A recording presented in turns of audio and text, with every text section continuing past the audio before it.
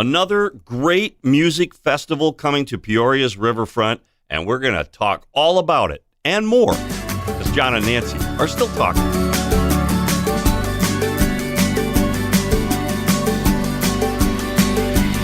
All right, another great festival coming to the Peoria Riverfront over Labor Day weekend. The Peoria Blues and Heritage Music Festival is coming in again. Nancy's on vacation this week, but we brought in a ringer. We flew in a ringer from Florida. Jack Mad Dog Manis is joining us on the podcast today. That's why we call it the Blues. And Jack works with the Jay Goldberg Group and has been. How long have you been producing shows, entertainment shows? Well, here again, John, the first book I ever worked with was the Flintstones. I did the Yabba Dabba Doo tour. Jay and I have been at this for 50-plus years. Oh, my gosh. It's just an absolute, I've never worked a day in my life. Jay and I, I've just been blessed to do what we do and love what we do, and we get paid for it. Yeah, it's true, and you put together amazing festivals and book acts all over the place. And do you still go by Mad Dog? I'm more of an old dog these days.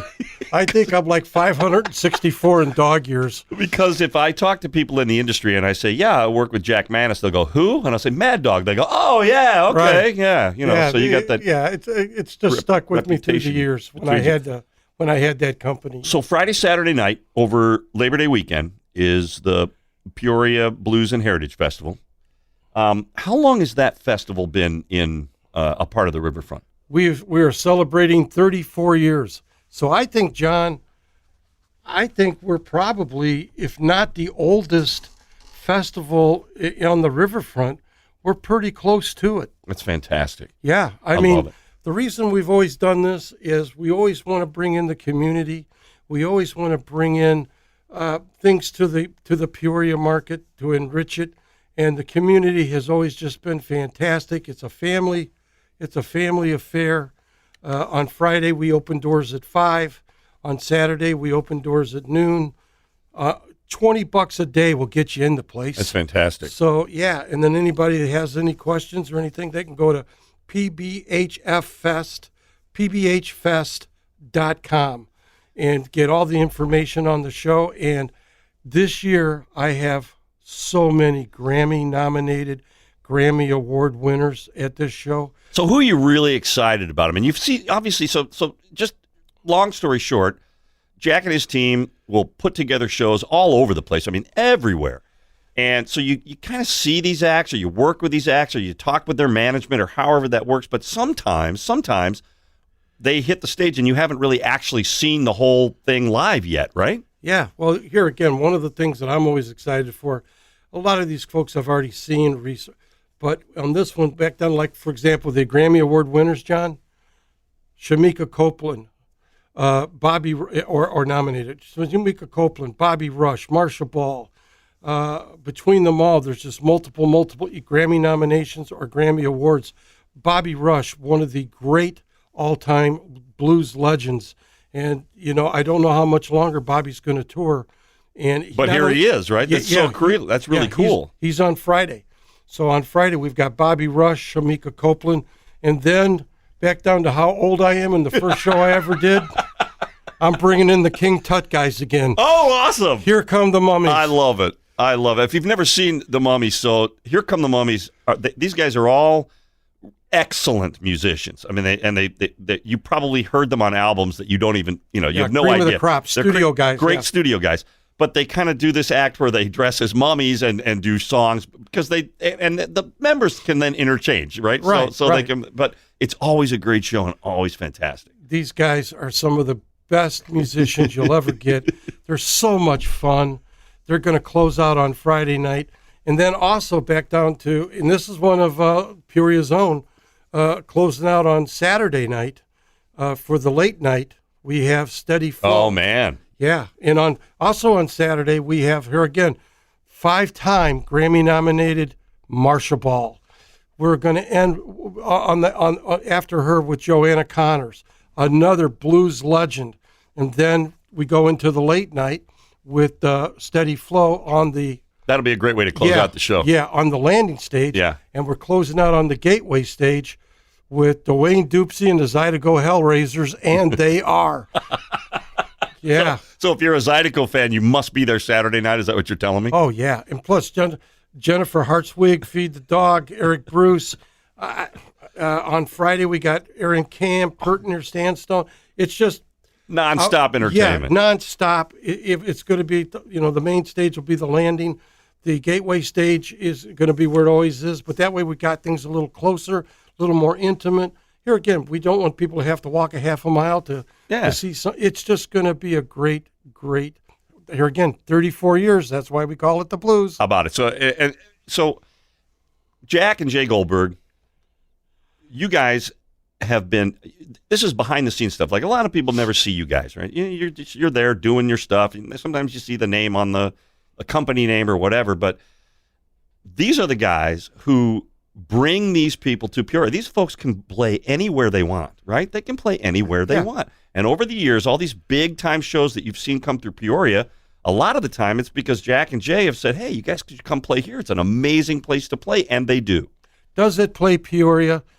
Actually is a creed, not a saying. And think of some of the artists that we've had the blessing to bring to Peoria from the early days of Van Halen and ZZ Top and people like that. Or the one time that Jay was going to he had just had this gentleman at the Peoria Civic Center, and all of a sudden at that same place at that time was called the Second. On walks the stage Joe Cocker. How about it? I mean, just things of that nature. Of all these years of doing the Eagles and goodness gracious, Tina Turner's and Journeys. The list goes on. And so you've been here. You've been at this for so long. Is it weird to see the Eagles, Van Halen, Aerosmith? Who else is Foreigner? They're on their last tour. They're doing the last tour. This is it. Yeah. That's got to be a little bit melancholy for you, right? Yeah. I mean, you've worked all those tours, right? Everybody I just named? Yeah. Put it like this. Jay and I are good friends with the Elliots down in Florida. Iona is an agent, and her husband is Dennis Elliott. And just to bring it back full circle, we go out to dinner every now and then. We go to shows every now and then. Iona may have. And Dennis, so one time on a stage in a club after a group called the Nowhere Band played, good friends of ours, Dave Radford, we put on stage Jay Goldberg and Iona singing, and on the drums, Dennis Elliott. Now, to give you an idea who Dennis Elliott is, he is the original, during the heyday, of Foreigner, who just got inducted into the Hall of Fame. How about it? And by the way, on that note, Rocky Atlas is going to be playing the Blues Fest. He's going to start the main stage on Saturday. Rocky was one of the John Mayall guitar players. And all I can tell you is somebody asked me a few days ago, I was doing an interview, so who has John had besides Rocky as a guitar player? And I said, well, I used to be the tour manager of Harvey Mandel from Canned Heat and things like that. That was the original, one of the three headliners of Woodstock. Wow. And there was an unknown guy named Eric Clapton who was about to quit the music business and went over to John's place, stayed with John. John taught him the Chicago blues. Wow. And, of course, the rest is history. Jimmy Page, Jeff Beck, Mick Taylor, who then went, of course, to the Rolling Stones and the whole 9 yards. But one of these days, those guys will make something of themselves. All right, now we got another special guest who has just entered the dwelling. It's special guest time on the podcast today with John and Nancy are still talking. So now it's John and Mad Dog and Greg Batten are still talking. Where's Nancy? Nancy's visiting her sister. Well, then that's not John and Nancy are still talking. It's John and Nancy's visiting Mad her Dog. sister. Yeah, that's correct. Mad Dog. Hey, Jack. Hey, there should be an album right there. What's up, brother? Good to see you, man. I haven't seen you in a long time. This is great. This is like old home week. So we were just talking about how, so Jack Manis, Mad Dog Manis, who's been at this music promotion thing for so long. Right.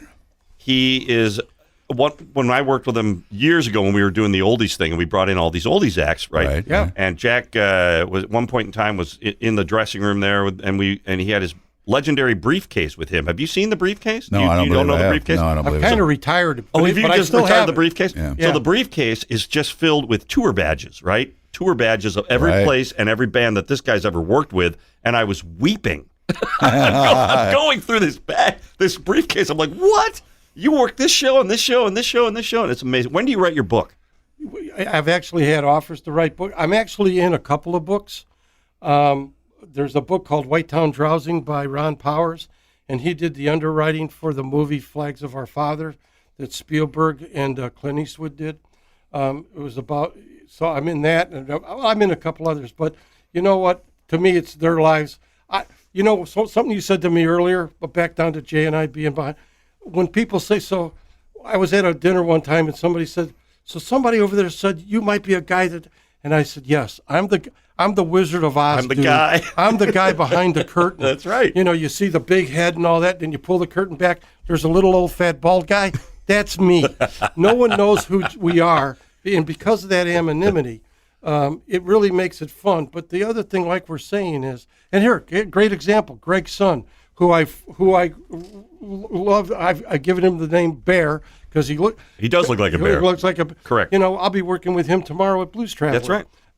It's just a circle of once you become part of the circle. And like I said earlier, I get paid to do this. I know, isn't this crazy? Greg, when do you remember the first time you worked with Jack? Jack, yeah. Did I have hair and a flat stomach back in those days? I haven't either, by the way. Well, I don't either. So I think, it might have been, because I've been friends with Jay Goldberg since, oh my gosh. You guys were babies, right? Well, we both are from Pekin, and I used to be involved in the Marigold Festival. Mm-hmm. Oh, I was on the committee with Jay years and years and years ago, the Pekin Marigold Festival. My guess would be that you also were involved in some stuff that we did in the stadium. Yes. That's probably when I first met you. Yeah, I did all that stuff. Also, the hockey rink. And the arena, sure. Yeah, I don't know. I don't think I did anything there, but you certainly did. Yeah, we did stuff like Heart, Blue Oyster Cult. Yeah, you didn't do the Kiss show at you know what? I was supposed to, or I can't remember what it was, but I did. I couldn't go because I had another gig. The Kiss show's stuff of legend in Pekin. It is stuff of legend. Because we just drive around and go, Kiss was here. Yeah. Right over there. So I first started working with Jack when we would bring the oldies acts to town when 93.3 was still doing the oldies thing. And I got to meet so many people. And the wild thing was you'd meet these people and then they would like walk over to Jack like they were old friends. Yeah. And I'm like, wow, you know everybody. And that was fascinating to watch you blessed. work. Really cool. I say that sincerely. I've been blessed. And some of our old friends, if you guys remember, I used to be the manager, which meant I was the first one to answer the phone with the Shadows of the Night when we did Gloria, which we stole from Van Morrison and them, Gloria.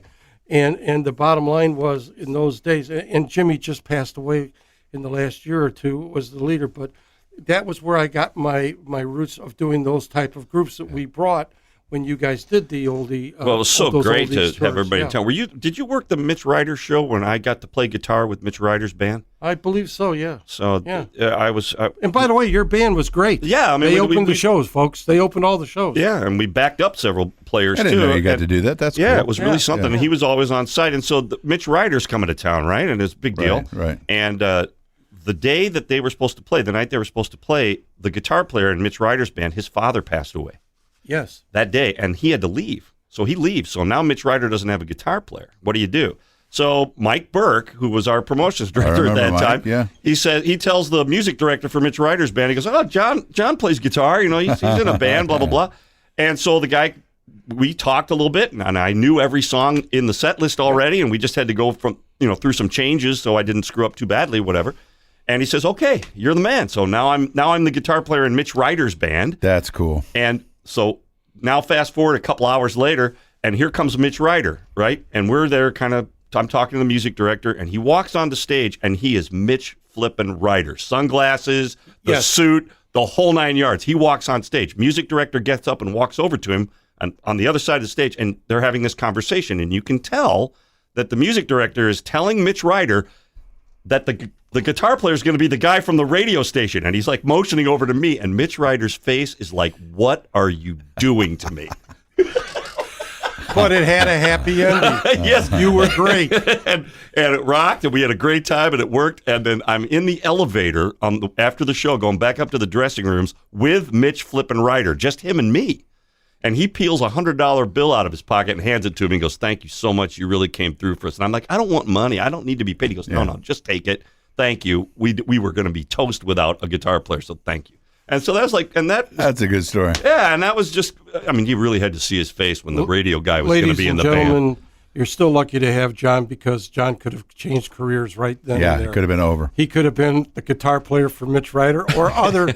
Because John, you are a very good musician, and for the folks out there that maybe hadn't gone to those shows, you guys put together a nice little band, and you guys were great. All local guys. You Yeah. know, we unfortunately we just lost Doug Dial this year, sax player. It broke my heart that he passed away.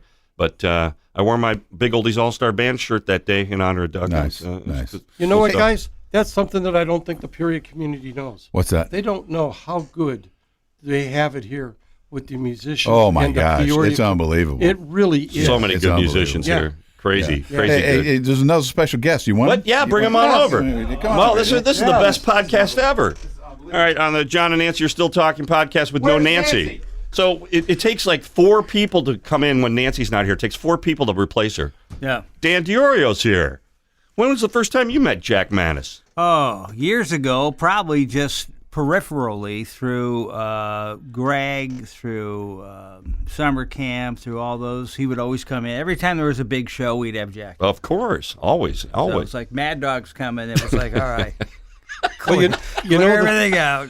that's the one thing I love about your guys' stations is, first of all, we recognize what you do for the community, and you guys recognize what we do Heck for the yeah. community, and we want to bring the community in. And Dan and you and Greg and Mr. Mark, all you guys have just always supported live music and bringing music to the community.